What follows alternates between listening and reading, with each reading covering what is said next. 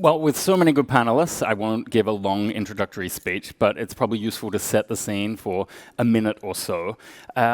What I hope we get out of the next 45 minutes is a debate on not only Europe's economic outlook, but what are the policy options for boosting growth in the region.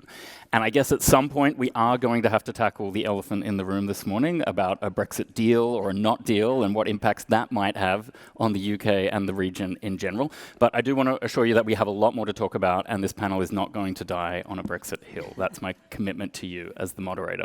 We'll look to cover rethinking fiscal policy, competitiveness, why growth prospects are looking pretty weak at the moment, the re-emergence of industrial policy and economic sovereignty questions, and whether that's basically turning into a new type of structural reform, and also the broader question of challenges to the EU's single market and to globalization as a dominant way of organizing ourselves. Having worked in Europe for the past 17 years until a couple of months ago, I feel fairly steeped in the issues, but stepping back now, it is a bit remarkable how advanced some discussions are in Europe, I think in terms of a green transition, but just how unadvanced some discussions are, from how we manage our pensions to how we do service sector regulation to capital markets not being as developed as they should be. But enough of that. Let's get right into it. Angel, you have come out with a new paper on rethinking fiscal policy, so I thought we might kick off with you. Tell us what's in the paper and what are the most urgent things that we need to address. Thank you. So the paper is very simple, right? It makes the following point. The fiscal rules that we have and we've been using for the last couple of decades were designed for a world that doesn't exist anymore, right? They were designed for a world where the worry was higher inflation, where the worry was that governments were going to be profligate, and a world in which interest rates were positive and high. And we now live in a world that is exactly the symmetric opposite of that, right? We have inflation that is very low, we have interest rates that are zero, and we have governments that are probably being too conservative with their fiscal policy. And so the point I try to make there is that the SGP, the Stability and Growth Pact, was a good set of rules for the time. But those rules, first, they were arbitrary, because the limit of 60% debt to GDP ratio is really not grounded in any economic theory. It's also based on assumptions that basically don't work, like the output gap, on which Robin Brooks from the Institute and Adam have been insisting in that is the wrong economic measure to use to design fiscal policy, but also is making the work of monetary policy more difficult. So the bottom line of what I try to say is, at the end of the day, we need to focus on the policy mix. We are in a situation where the risk is that inflation is too low, growth is too low, and so what we need to have is an expansionary fiscal policy that is supported by monetary policy, and that allows to create more fiscal space to governments to do the right thing, and I insist on the right thing. And we can discuss later what the right thing is. They don't always do the right thing, that's true. To keep it simple, I know Adam also has some points on fiscal policy, so we might just come down the row like that. Adam, talk to me about Germany. Germany really struggles to want to spend.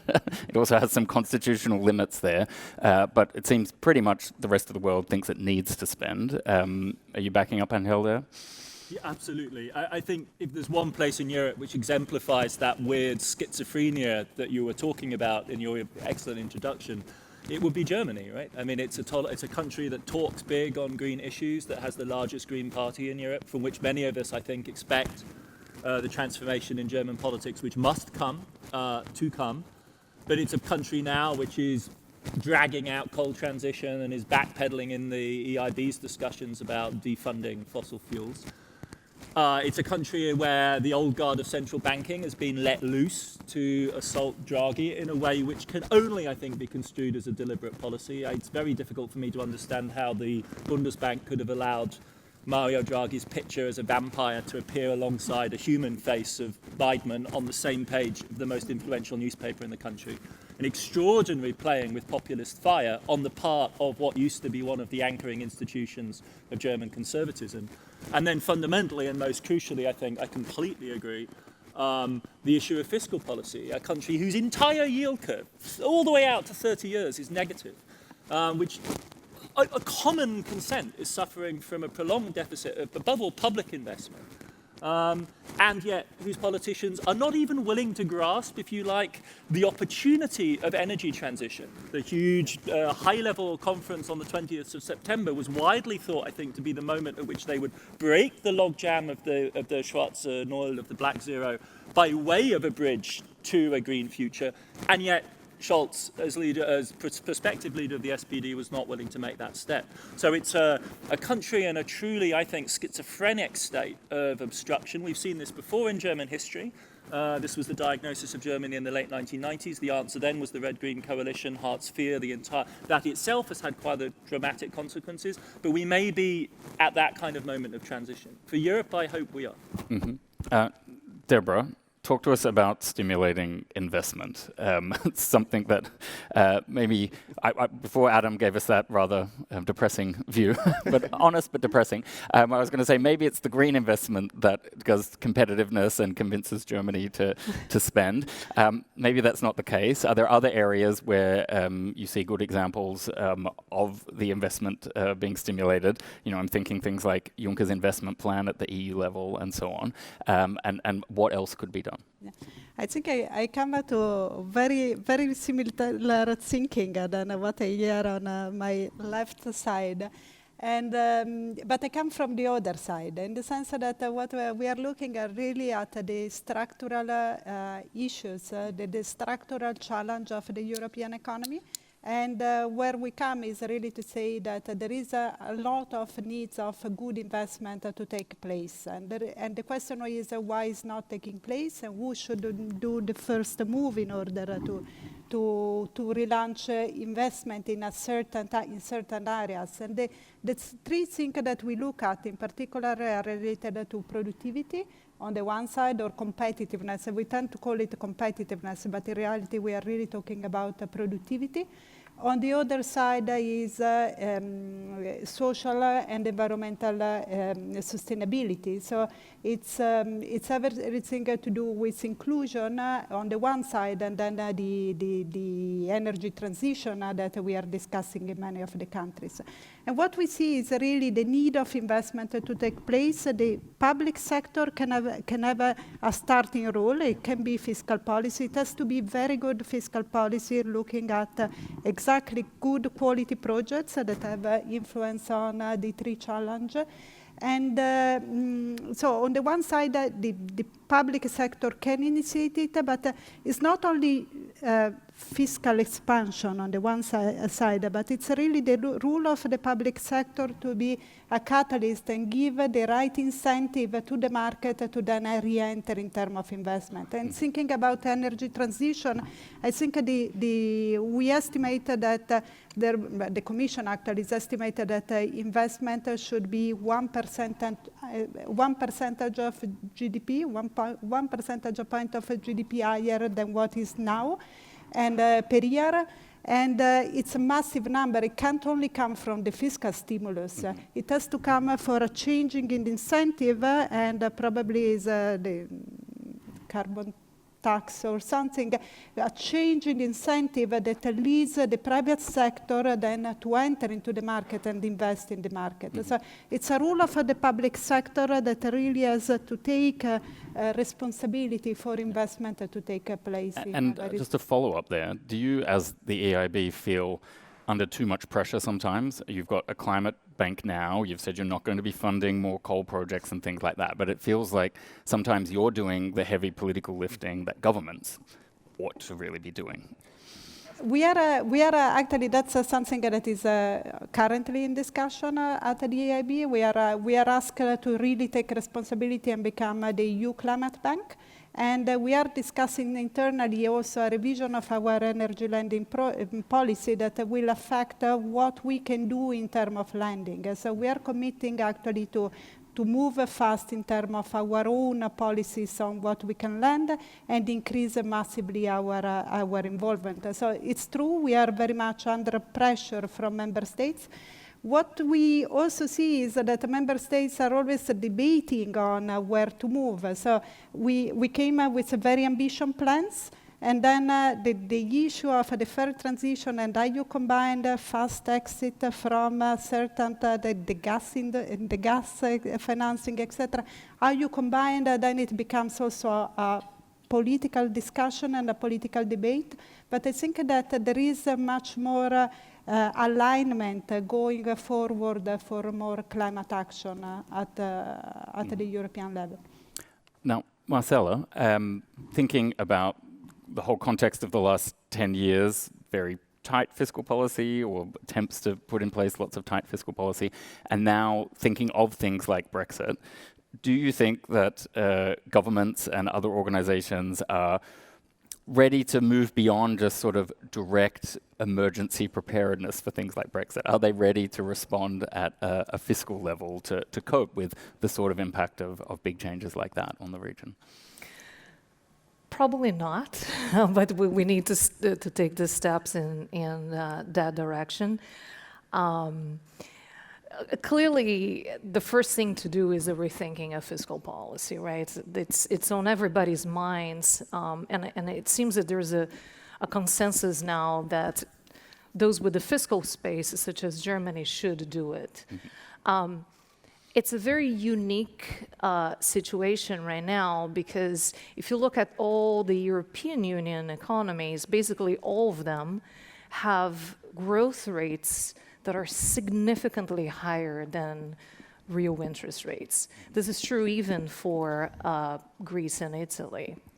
Smaller margin there, but still true. And this is a game changer for debt dynamics, right? So I see this as a window of opportunity that should be used in order to address a lot of issues that have not been addressed. Convergence of European Union and Eurozone, in particular economies, is one of them.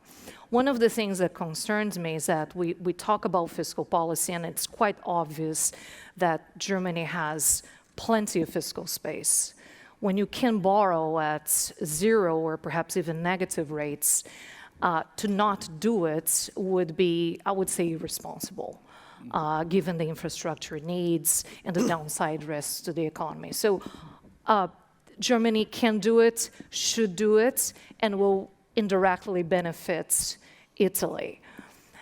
But I do worry that if we evolve into a situation where those with the fiscal space use some of it, and then countries like Italy are told, okay, you stay here in your austerity corner and do your homework and reduce your debt to GDP according to the opaque rules and old-fashioned rules that we were talking about before.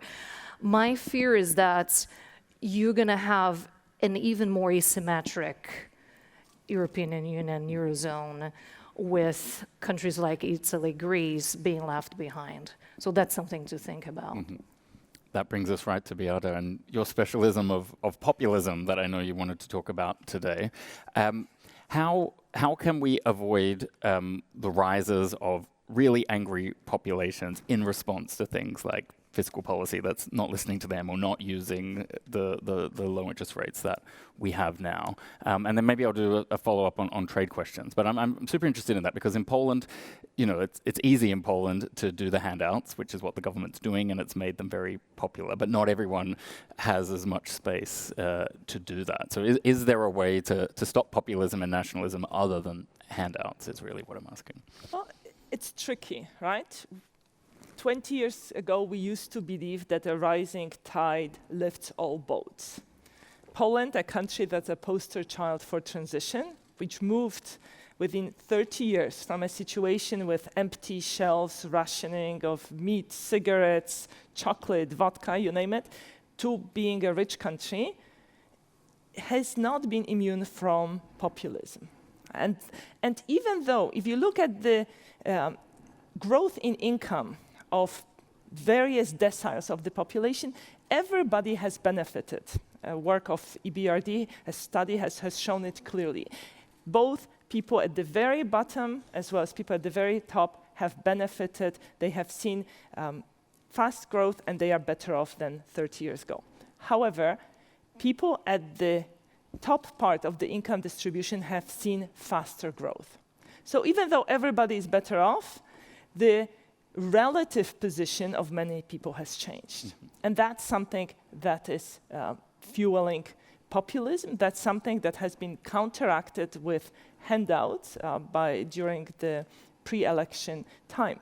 And these handouts, for instance, child benefit of £100 a month, that's much higher than in the UK currently, and in the UK, child benefit is means tested. In Poland, has been given to everybody at the cost of 2% of GDP. At the moment, due to one-time windfalls income, the government is able to handle this. Next year, they will be handle it. The problem is what will happen later.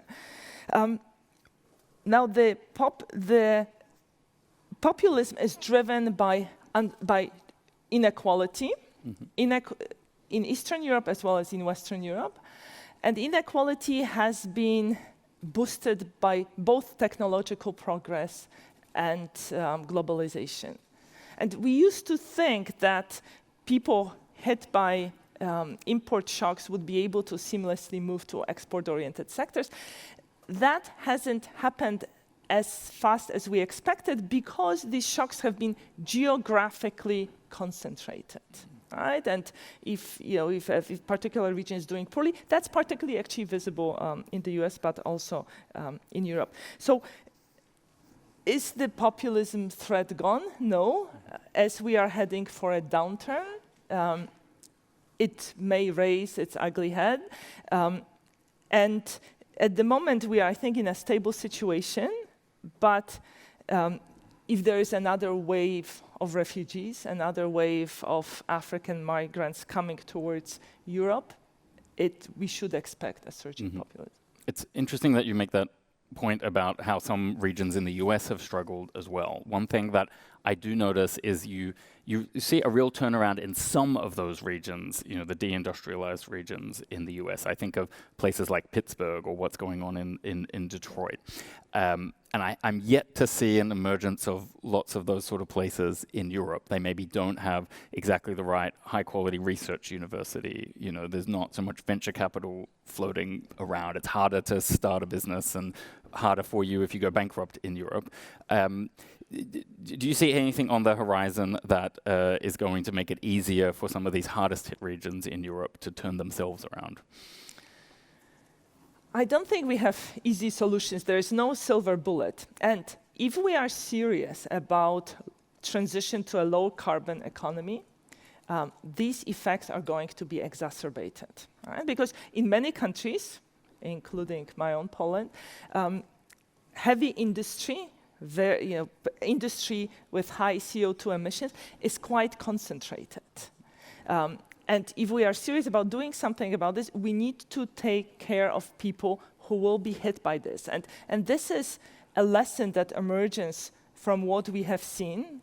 People who are, we did not take care of people hit by globalization. So now, this time we need to be smarter and make sure we create opportunities for them. Adam, you wanted to respond. Yeah, one of the really interesting and alarming developments we've seen in Germany is the way in which the AfD has transitioned from being an anti-Draghi party to being an anti-immigrant party to now being an anti-green party, because it represents precisely the constituency you're talking about on the other side of the Silesian border, if you like, in East Germany, in the same brown, cold, lignite field. And fighting the Greens, the quintessential West German party, makes fantastic political play in hard-hit East German areas. So we are beginning to see in Europe the emergence, even in Germany, of a climate denialism, which is grit in the process of policy making, as we know in the United States, which is incredibly difficult to deal with. And a big part of the reluctance of the German government to move more rapidly on coal is precisely their fear of the votes it hands to the AfD, the right-wing populists in the East. So there's some very dangerous eddies in the European political system precisely around decarbonisation that we are going to have to be very attentive to. Then maybe a quick reaction from the panel there, knowing also what Emmanuel Macron went through from his fuel tax. Does that mean we're really, if we're going to have proper carbon pricing by whatever mechanism, or let's just call it a carbon tax for now, does it have to be hypothecated? Do we need to like directly funnel that money back to the most vulnerable people, or else face not being able to transition at all? Any reaction? No, I think you are right? I mean, I think what we need to be honest is that, so we have a problem, obviously, with climate change. Some of the solutions to that may lead to either weaker productivity growth in the near term or some people being displaced and affected. And we have to avoid making the mistake we have made in the past of making those changes and not compensating those who are going to suffer from that. So I think, I mean, basically going back to the discussion we had, Europe has built fiscal capital, if you want to call it like that. Now is the time to deploy it. And there isn't a better opportunity to deploy it than just going into the decarbonization, for example, right? It's a no-brainer. You know, do a 10, 15, 20-year investment plan to solve this problem and fund it with debt. This is just going to pay for itself. Yara. I think we need to funnel funds not just to the vulnerable people, but also we need to think of ways of building broad support among the population for the reforms, right? Because we live in the world of post-truth politics. Details of carbon policies are complex, and complexity is boring, so voters don't have patience to get into it. So it's very easy for parties like AfD to criticize these policies. And so we need to think about how to communicate the message, not only at the rational, economic level, but at the emotional level. And we need to avoid a situation where the sense of unfairness would be created. I mean, if you think about post-crisis Britain, there was a lot of sense of unfairness. The bankers did not suffer very much after the crisis, while local councils, they saw their budgets cut, austerity hit local towns, and that was visible, that was felt in terms of local services that were not being provided, and that was felt by families who also lost certain benefits. There was a research study from Pew Research that came out this week that really focused in on this exact point, which was that, and it was comparing to a 1991 study of 17 countries across Europe and looking at attitudes to multi-party free market systems. And there's been a lot of support for the change, like it holds up pretty well all across Central and Eastern Europe and obviously also in Western Europe. And people recognize that living standards are in absolute terms higher, but there's a really strong sense that the political and the CEO class, let's call them, don't care about people like me.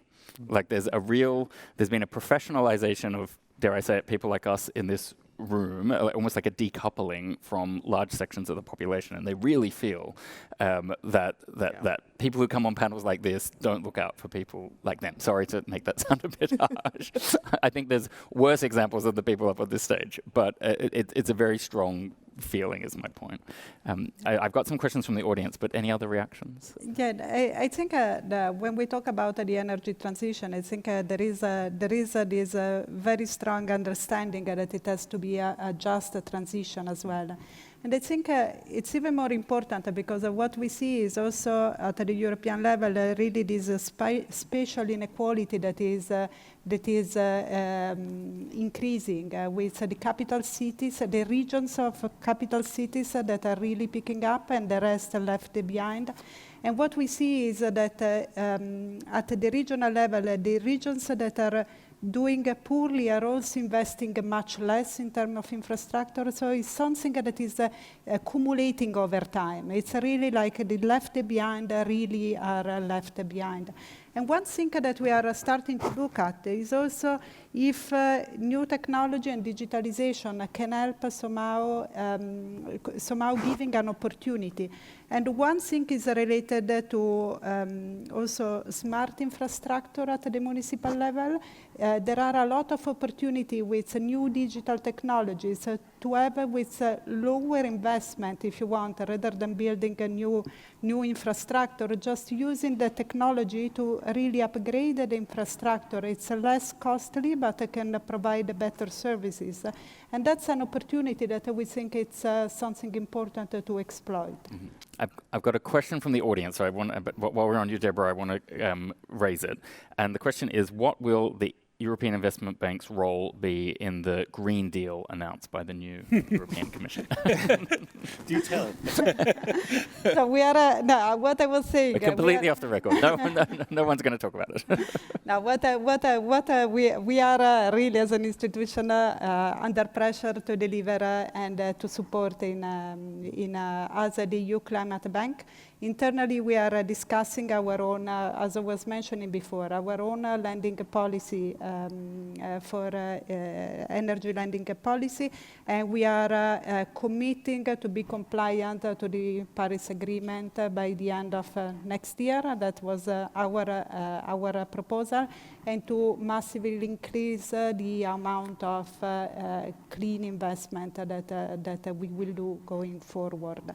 So there is a very strong commitment to shift from the institution, and that's coming. Who wants to go next? Beata, then. I just wanted to mention that at EBRD, we are called European Bank, though we have international shareholding. We have committed ourselves to have 40% of our lending being devoted to green transition. As of August, we exceeded that goal, and 46% of our lending has a green component in it.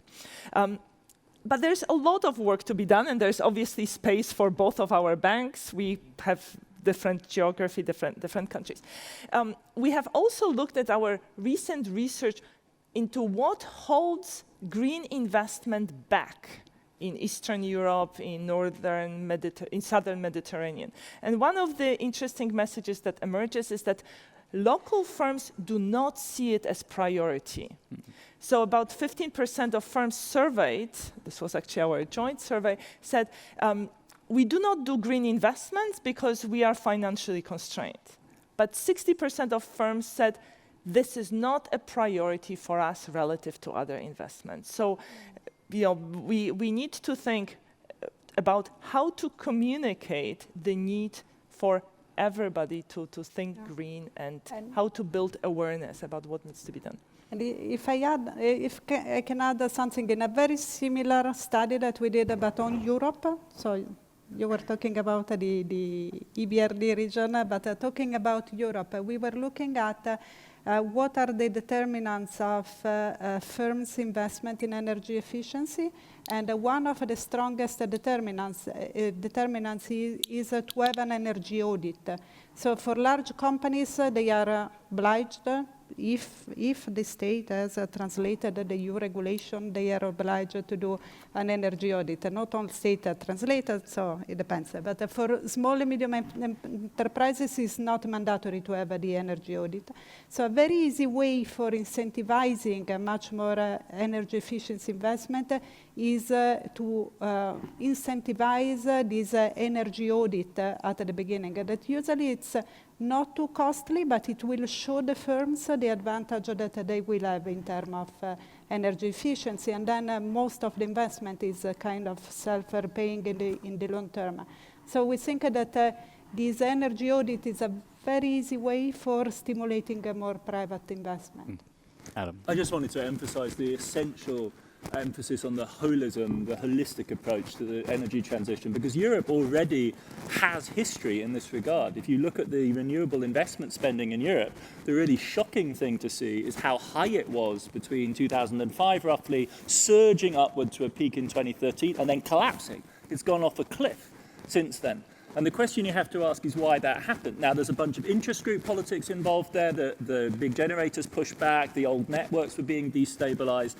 But there is also a much broader picture. This is part of the general retrenchment of investment that happened across the Eurozone at that moment. And it's also part of the fiscal pressure that was being exercised on the European periphery, because Spain and Italy couldn't afford their very expensive renewable subsidy regimes under the austerity regime. And so we really need to think of this as a complete package, right? Not just as a sectoral issue, but as Angel was saying, this is economic policy. This is going to be several trillion euros over a 15-year time horizon. This is the big driver of the whole thing. If we think of it and continue to think of it as it were as a sectoral issue, and that for me is the concern about farming it out to policy banks like yours, which do an estimable and crucial job, but it's a way for the politicians of saying it's been taken care of. Can I just half a second, right? mean, you cannot fight wars without spending money, right? And you want to have a geopolitical commission that wants to increase the international role of the euro and fight the climate change problem and all that. You need to put money on the table. But I think what Adam was saying is very important. Government should not hide behind the technocrats, which is what they've been doing with monetary policy, and now they may be doing with you. So it has to be together. And then how we do it, it's a different story. But I think it's very important to put that at the center of the conversation. But if I may, I'm not a climate expert on my side, but I think a part of the issue on the energy transition is really that behind that we have a carbon price that is distorting the market. And a lot of incentives that are then provided, the old subsidy issues was an extremely expensive way for compensating for a wrong starting price that was distorting the whole market. That's where I come saying that at the end, I think I agree that you need to have a vision that encompasses everything, and somehow you get the incentive right from the top, and you have to provide a much more certainty to the private sector in terms of what are the drivers of investment and what are the reason for investment. But then you need to have a kind of a stable basis behind. Mm-hmm. Now, I was looking down at the questions coming through the app, and there's a question actually from the last panel that seems very relevant here, so I'm going to ask it anyway. And the question was about the change in leadership at the IMF. And my point is, I see that your two banks are working together. There are a bunch of international financial and economic institutions, but they don't seem fully aligned. You know, like the IMF isn't particularly specifically signed up to the UN Sustainable Development Goals or something like that. But I know that Kristalina Georgieva is a hardcore economist, so she comes with a bit of a different reputation to the table. She seems willing to just be a straight talker and tell people like the German government that they have to change. Do you think the change in leadership matters, and does there need to be more coordination between all of these global and regional institutions? So even if the technocrats shouldn't be doing all this work, at least they're punching with their full power when they do. Can I jump at this one? Please. I think that even the IMF has done a great deal of rethinking about its frameworks, including fiscal, right? So now it has gone in the direction of having a set of indicators. It's not only debt to GDP, but gross financing needs within a certain time frame. And that's extremely helpful. Now there's the hope that Christine Lagarde, with the work that she developed at the IMF, will bring that expertise to try to help these negotiations and evolve towards a more pro-growth and inclusive fiscal framework. So I think that on that front, coordination should be there. Mm-hmm. And of course, Georgieva comes from the World Bank, so she can help the coordination at the other end. Any other reactions on that thought? I mean, my take on the IMF deal was that the Europeans should have had the good grace to withdraw and back a credible emerging market candidate. It goes rather against the kind of Ursula von der Leyen vision of Europe as a geopolitical actor, which is no doubt, apart from just selfish national interests, why it didn't happen. But I do think that's one of the question marks which hangs over that job. How long can this go on? An institution of global significance is one which the Europeans regard. And, you know, the deal was done as part of the shuffling of jobs between the Commission, and I regard Lagarde's appointment as a godsend for the Eurozone. So I was delighted by the outcome, but the consequences for its global counterpart were, I think, diminishing, right? Because it was part of an intra-European job game. And that clearly is not the status of the IMF at this point. So I think Europe has quite a lot of soul searching to do on that point going forward. Any other reactions? Then I might turn to the elephant of the room of this new possible Brexit deal, not to get into the details of that deal, but the question of how you think governments are ready to respond to whatever happens on the 1st of November. You know, I would say my sort of observation of the whole situation is that deal is going to struggle to pass through the British Parliament. There's still very high chance of a no-deal Brexit situation on the 31st of October. I think it's clear that means difficult times ahead for the British economy and to some greater or lesser extent, the rest of the EU. What do you think governments need to do, when they can't hide behind the rhetoric of the negotiations on the 1st of November and have to actually stump up? I actually think we're starting to see the light at the end of the tunnel. There's no guarantee, as you said, that by October 31st, there will be a deal. No guarantee that this deal that Boris Johnson has accomplished now will be approved on Saturday by the UK Parliament. But it seems to me that we've made huge progress towards a deal. Now, my understanding is that it's a matter of, does the DUP, the representatives from Northern Ireland, do they agree? It's going to be a negotiation. It may well be the case that it will not be approved on Saturday, but there is a deal that is backed by Boris Johnson, and this is very important. So whether this will be resolved this month or at some point by the end of the year, I think the bottom line is that progress has been made. My understanding is that at T+1, the day after the UK leaves, in practice, nothing changes. There will be a transition period that could last until 2021. I visited the British Embassy yesterday, and we discussed, so what's going to happen? How will that's when the negotiations start. What kind of relationship the UK will have with the EU. Oh, yes, for the non-Europeans here, where this was the easy bit. We're only going into the right. hard bit. The hard work starts then. The consensus now seems to be some form of free trade agreement between the UK and the rest of the EU.